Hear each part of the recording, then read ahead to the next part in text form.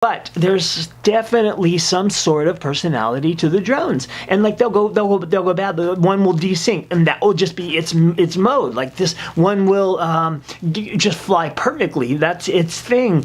One will have another issue. One won't have the other issue, and they kind of stick. And it's like every single one of them. If you choose a build, I'm about to build my first. This is gonna be my first actual build. I've been flying this LHI 220 that I ordered months ago, and that's been my main one. Although it's broken right now, it's here. It's having a bunch of problems, and it's the LEDs. It's gonna be hard to show that here, but the LEDs were soldered on in this gigantic heap right here. And they're unnecessary, but that heap has come loose and it's ripped off the padding. So I need to probably just remove these LEDs. That's probably what I'm going to do. Take off that weight. I'll have this super slim, even though it's like a 20 amp ESC. The motors are, I can't remember what the motors are, but they're nothing spectacular, but it's fun. They're MT2204. Oh, they're 2300 kV. I mean, perfect for freestyle. So this thing has been through absolute hell, and here it stands, and here it is with us, and it's held up. That shape, for some reason, it's a little flexible, yeah, in the frame.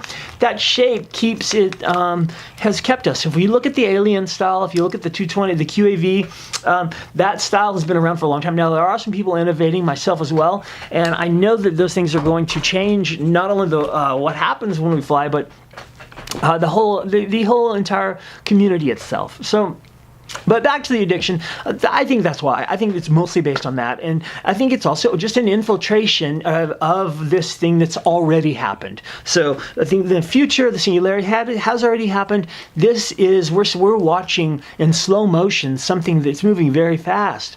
If you pull it out, you would see that it's the evolution, like a curling wave on the ocean. It's an evolution of the quadcopters, of electronics, of human ability to project themselves into another system, just like Avatar. Why do you think that was the #1 movie of all time?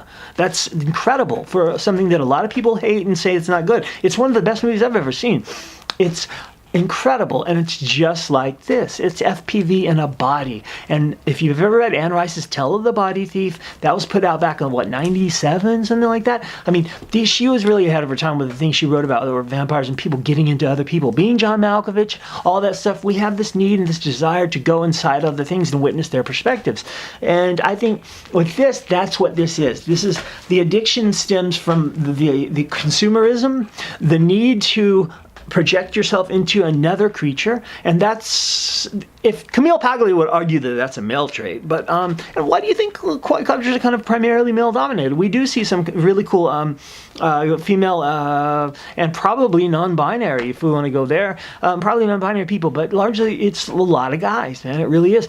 And I don't know if what that means about it. That could mean this, could mean that, but so it's a need to penetrate into this other. It's a need to escape. It's pure escapism. It's whatever your situation. You go fly FPV, you're gone. You're out of it. You're not dealing with whatever bills you have to pay. You're not dealing with landlord. You're not dealing with your girlfriend or boyfriend or best friend or whatever it may be. You're not dealing with your cat. You know, you're flying and you're somewhere else, and you're not even really, all you're doing is just seeing things really fast. So I don't know, it's an interesting addiction, but it's hit me really hard. When I broke my Mavic, I sent it into repair, and I was like, what's wrong with it? Why can't I fix it myself? You know what I mean? I don't watch a lot of TV, so I don't have a TV that I think that way about. Or anything else other than my laptop, which I know I can't fix, because as Ray Kurzweil and Douglas Rushkoff kind of made a really salient and beautiful point, that now, this was probably in the late 90s, that we have developed machines that only can be developed by other machines. So it takes a computer to make a computer. Now, what does that tell you on the simplest level? It tells you that a computer is reproducing itself. And that's that. I mean, there's a lot of, from our human perspective, oh no, we're creating it. We put the stamps, we put the solder, we put the LEDs, we put the whatever. But from a further perspective, these things are evolving at their own rate. And there was just an article today about runaway rogue AI. Now, I'm super interested and have always been in AI. I've got tons of books on it. I've been studying computer science since I was a kid. mathematics was my major for the longest time. I got diverted. I went into the adult industry, and then I went into film itself, and also cooking. I do a lot of things for whatever reason. I like to see things, a lot of things. So, yeah, but now I'm addicted to quadcopters, and I don't know. It's not just a trend, it's something different because of that FPV scenario. And what I'm telling you is that they have arrived.